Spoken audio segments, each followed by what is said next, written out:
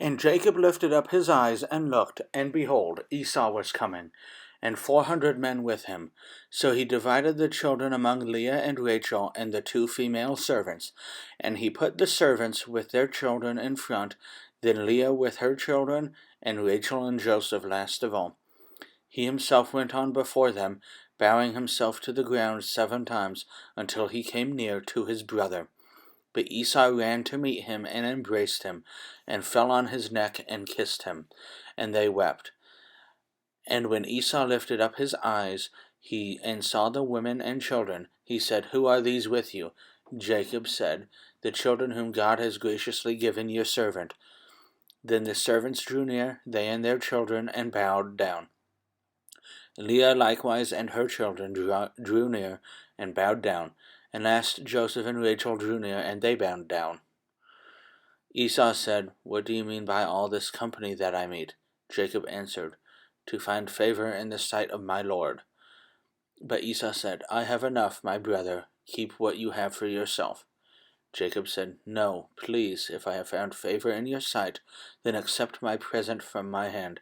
For I have seen your face, which is like seeing the face of God, and you have accepted me. Please accept my blessing that is brought to you, because God has dealt graciously with me, and because I have enough. Thus he urged him, and he took it.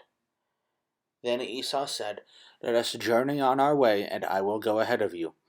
But Jacob said to him, My Lord knows that the children are frail, and that the nursing flocks, our herds, are a care to me. If they are driven too hard for one day, all the flocks will die.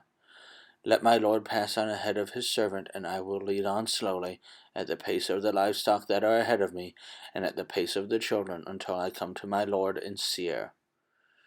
So Esau said, Let me leave you with some of the people who are with me. But he said, What need is there? Let me find favor in the sight of my Lord. So Esau returned that day on his way to Seir. But Jacob journeyed to Succoth, and built himself a house, and made booths for his livestock. Therefore the name of the place is called Succoth. And Jacob came safely to the city of Shechem, which is in the land of Canaan, on his way from Padan Aram. And he camped before the city. And from the sons of Hamor, Shechem's father, he bought for 100 pieces of money the piece of land on which he has pitched his tent. Then he erected an altar and called it El Eloha Israel.